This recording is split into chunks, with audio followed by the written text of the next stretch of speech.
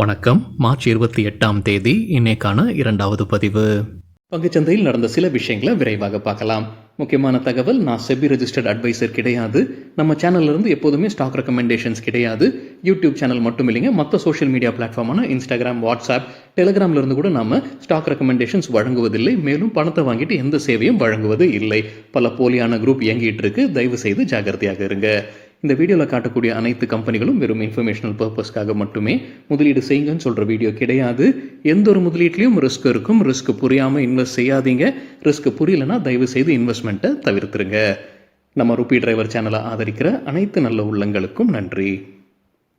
நம்ம market open ஆகிறதுக்கு முன்னாடி உலக மார்க்கெட்ஸ் எப்படி இருந்ததுன்னு பார்க்கும்போது யூஎஸ் மார்க்கெட்ஸ் நேற்று ரெட்டில் தான் க்ளோஸ் ஆகியிருந்தது. பெரும்பாலான யூரோப்பியன் மார்க்கெட்ஸும் நேற்று ரெட்டில் தான் க்ளோஸ் ஆகியிருந்தது.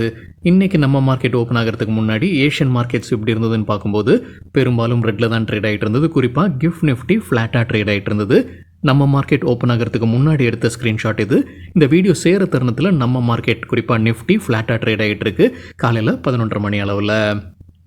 சில இண்டிவிஜுவல் ஸ்டாக்ஸ் மற்றும் செய்திகள் விரைவாக பார்க்கலாம். நேற்று மார்ச் 27ஆம் தேதி ஃபாரின் இன்ஸ்டிடியூஷனல் இன்வெஸ்டர்ஸ் 31,800 கோடி ரூபாய்க்கு வாங்கியிருக்கிறாங்க. 20,700 கோடி ரூபாய்க்கு விற்பனை செய்திருக்கிறாங்க. நெட் பையர்ஸாக இருக்கிறாங்க 11,100 கோடி ரூபாய்க்கு. டொமஸ்டிக் இன்ஸ்டிடியூஷனல் இன்வெஸ்டர்ஸ் 39,850 கோடி ரூபாய்க்கு வாங்கியிருக்கிறாங்க. 37,300 கோடி ரூபாய்க்கு விற்பனை செய்திருக்கிறாங்க. நெட் பையர்ஸாக இருந்திருக்கிறாங்க டொமஸ்டிக் இன்ஸ்டிடியூஷனல் இன்வெஸ்டர்ஸும் 2,500 கோடி ரூபாய்க்கு. ஃபாரின் இன்ஸ்டிடியூஷனல் இன்வெஸ்டர்ஸ் இந்த ஆண்டு 2025 இது வரைக்கும் ஒரே நாளில் இவ்வளவு அதிகமாக நெட் பையர்ஸாக இருந்தது இதுவே முதல் முறைன்னு சொல்லியிருக்கிறாங்க மணி கண்ட்ரோல் செய்தியில். இந்தியா மற்றும் யூஎஸ்ஏ இடையே இருக்கக்கூடிய அந்த வர்த்தக போர் குறித்தான அப்டேட், ட்ரம்ப் டேரிஃப் குறித்தான அப்டேட் ஏப்ரல் 2ஆம் தேதி அமலுக்கு வருது. அதற்கு முன்னாடியே இந்திய அரசு சில யூஎஸ்ஏடைய பொருட்களுக்கு வரி விலக்கு வழங்குறாங்க. இப்போ என்ன அப்டேட் கொடுத்துருக்காங்க எக்கனாமிக் டைம்ஸ்னா, கூடுதலாக 4 அல்லது 5 ப்ராடக்ட்ஸ்க்கு வரி விலக்கு வழங்குவதற்கான வாய்ப்பு இருக்குது இந்திய அரசு. எந்தெந்த ப்ராடக்ட்ஸ்ன்றது சொல்லிங்க, அது electronics, chemicals, aircraft, parachutes, cruise ships, இந்த செக்டரை சார்ந்த ப்ராடக்ட்ஸாக இருக்கலாம்னு சொல்லியிருக்கிறாங்க. இப்போ இந்திய அரசு இந்த ப்ராடக்ட்ஸில் 7.5% 10% வரி விதிச்சுட்டு இருக்கிறாங்க. அதற்கு விலக்கு வழங்குவதற்கான வாய்ப்புகள் இருக்குன்னு எக்கனாமிக் டைம்ஸில் தகவல் கொடுத்துருக்குறாங்க. சம்வர்தனா மதர்சன் இன்டர்நேஷனல் குறித்து சிஎன்பிசி டிவி 18 கிடைத்த ஒரு தகவல். கம்பெனி தரப்புலேருந்து விளக்கம் கொடுத்துருக்கிறாங்க.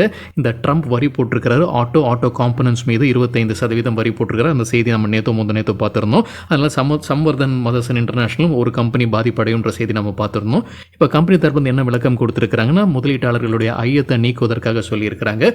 பெரும்பாலும் யூஎஸ்ஏக்கு அவங்க அனுப்பக்கூடிய ப்ராடக்ட்ஸ் எல்லாமே உள்ளூர்லேயே உற்பத்தி ஆகுது, அதாவது யூஎஸ்ஏலேயே உற்பத்தி ஆகுது, அல்லது பக்கத்து நாடான கனடா, மெக்சிகோலேருந்து உற்பத்தி ஆகுது. அங்கே உற்பத்தி ஆகிறதுனால ஏற்கனவே அந்த யுஎஸ்எம்சிஏ, யுனைடெட் ஸ்டேட்ஸ், மெக்சிகோ, கனடா அக்ரிமெண்ட்டில் உள்ள வருது. அதனால் அவங்களுக்கு எந்த அளவில் பெரிய அளவில் பாதிப்பு கிடையாது. இந்த புது வரி போட்டிருக்கிறாங்க ஆட்டோ செக்டருக்கு வரி போட்டதுனால பெரிய பாதிப்பு கிடையாதுன்ற விளக்கம் கொடுத்துருக்குறாங்க Samvardhana Motherson international. ஜப்பானுடைய inflation data வெளியாகி இருக்கு. சிஎன்பிசி டிவி 18 கிடைத்த தகவல். எதிர்பார்த்ததை காட்டிலும் அதிகமாக இன்ஃப்ளேஷன் வந்திருக்கு. அதனால பேங்க் ஆஃப் ஜப்பான் அவங்களுடைய இன்ட்ரெஸ்ட் ரேட்டை உயர்த்துவாங்க அடுத்த மீட்டிங்கில் எதிர்பார்ப்பு இருக்குன்னு சிஎன்பிசி டிவி 18 தகவல் கொடுத்துருக்காங்க. கன்சியூமர் ப்ரைஸஸ் ஃப்ரெஷ் ஃபுட்டை தவிர்த்து பார்க்கும்போது 2.4% மார்ச் மாதத்தில். அதே மாதிரி ஒட்டுமொத்தமாக இன்ஃப்ளேஷன் 2.9%, பிப்ரவரி மாதத்தில் 2.8% இருந்தது. வல்லுநர்கள் எதிர்பார்த்ததை காட்டிலும் அதிகமாக வந்திருக்கிறதுனால பேங்க் ஆஃப் ஜப்பான் அவங்களுடைய இன்ட்ரெஸ்ட் ரேட்டை உயர்த்துவாங்கன்ற எதிர்பார்ப்பு இருக்குன்னு சிஎன்பிசி டிவி 18 தகவல் கொடுத்துருக்காங்க. ஜேபி கெமிக்கல்ஸில் நேற்று ஒரு பெரிய டீல் நடந்ததுன்ற செய்தி நம்ம பார்த்துருந்தோம். இப்போ மணி கண்ட்ரோல் உறுதி செய்திருக்கிறாங்க யார் வாங்கியிருக்கிறாங்க, யார் விற்பனை செய்திருக்கிறாங்கன்றது. டாவோ இன்வெஸ்ட்மெண்ட் ஹோல்டிங்ஸ் கேகேஆர் குரூப்புடைய நிறுவனம் விற்பனை செய்திருக்கிறாங்க 5.77% ஸ்டேக். 1,459 கோடி ரூபாய் ஃபண்ட் ரைசிங் நடத்தியிருக்கிறாங்க. கோடெக் மஹிந்திரா மியூச்சுவல் ஃபண்ட் வாங்கியிருக்கிறாங்க 0.8% ஸ்டேக். சராசரியாக ஒரு ஷேர் விலை 1,625 ரூபாய்னு டிரான்சாக்ஷனை நடத்தியிருக்கிறாங்க. அதே போல் மேக்ஸ் ஃபினான்ஷியல் சர்வீசஸ்லையும் நேற்று ஒரு பெரிய டீல் நடந்ததுன்ற செய்தி நம்ம பார்த்துருந்தோம். இப்போ மணி கண்ட்ரோல் உறுதி செய்திருக்கிறாங்க யார் வாங்கியிருக்கிறாங்க, யார் விற்பனை செய்திருக்கிறாங்க. ப்ரொமோட்டரான மேக்ஸ் வெஞ்சர்ஸ் இன்வெஸ்ட்மெண்ட் ஹோல்டிங்ஸ் விற்பனை செய்திருக்கிறாங்க 1.59% ஸ்டேக். சராசரியாக ஒரு ஷேர்ல 1,112 ரூபாய்னு டிரான்சாக்ஷன் நடத்தியிருக்கிறாங்க. யாரெல்லாம் வாங்கியிருக்கிறாங்க? Kotak Mahindra life insurance, Oxbow master fund, Morgan Stanley Asia Singapore, ICICI Prudential mutual fund, Copthall Mauritius investment, Societe Generale, DSP mutual fund, Citigroup global market Singapore, இவங்க எல்லாமே வாங்கியிருக்கிறாங்க. என்எஸ்சி குறித்தான ஒரு அப்டேட் என்டிடிவி ப்ராஃபிட்லேருந்து கிடைத்தது. மார்ச் 4ஆம் தேதி ஒரு அறிவிப்பு வெளியிட்டிருந்தாங்க. அந்த செய்தி நாமளும் பார்த்துருந்தோங்க. என்எஸ்சி வந்து டெரிவேட்டிவ்ஸுடைய எக்ஸ்பைரி டே வந்து மாற்றுறாங்க.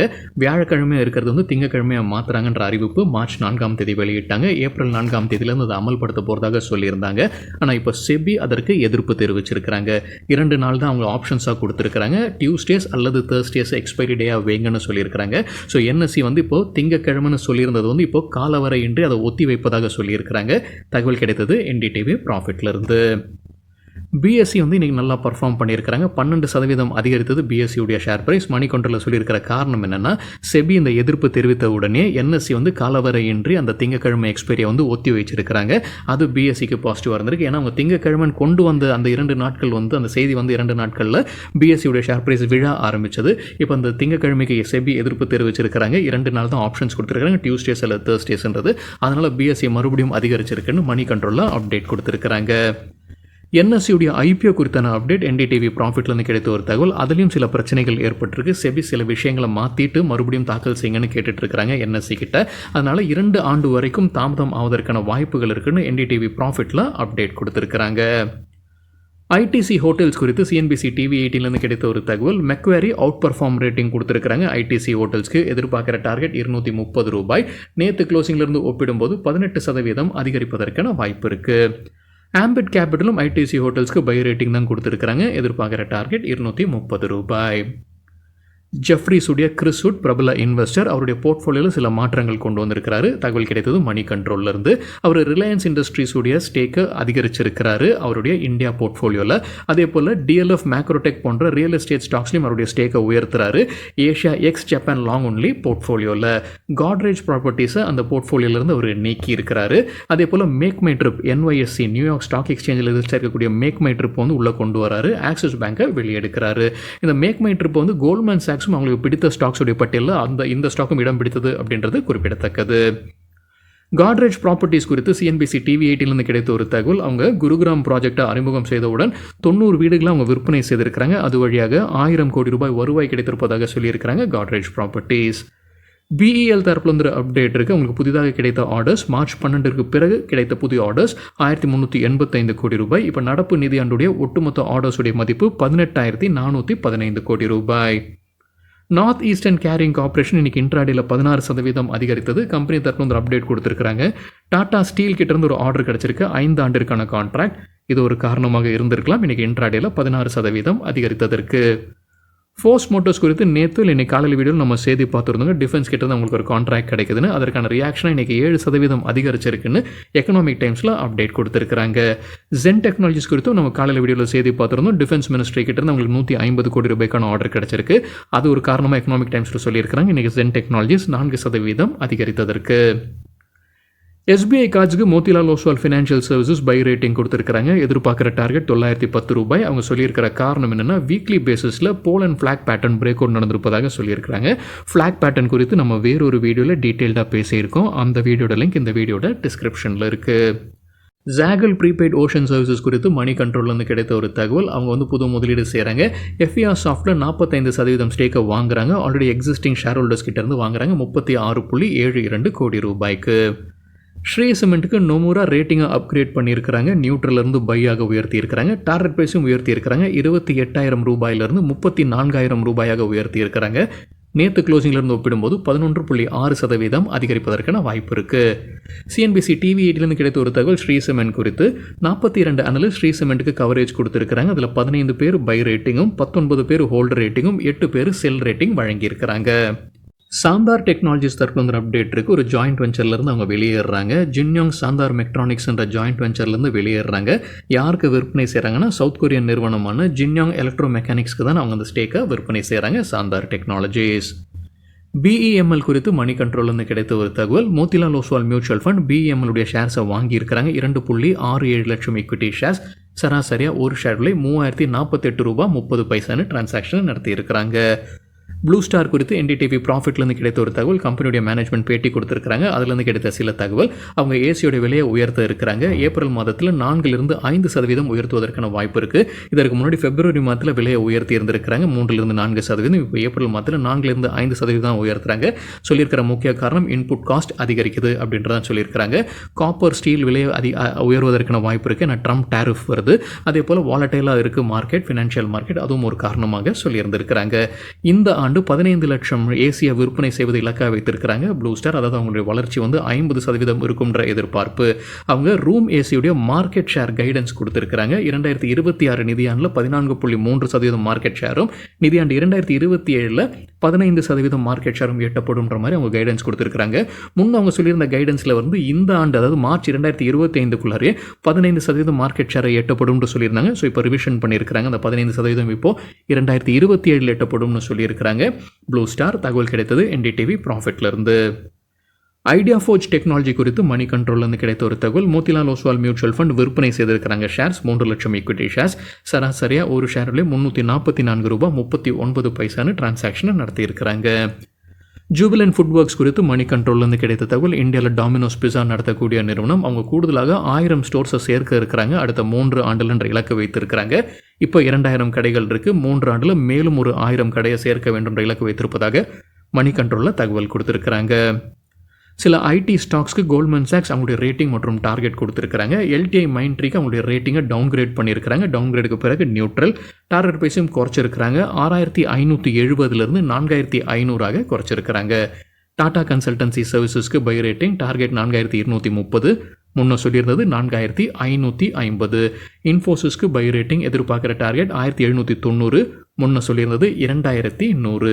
விப்ரோக்கு தொடர்ந்து செல் ரேட்டிங் கொடுத்துருக்குறாங்க. எதிர்பார்க்குற டார்கெட் 256. ரேமன் தரப்புல அப்டேட் இருக்குது. கம்பெனியுடைய டிமர்ஜருக்கு என்சிஎல்டி ஒப்புதல் வழங்கியிருக்கிறாங்க. NCLT national company law tribunal.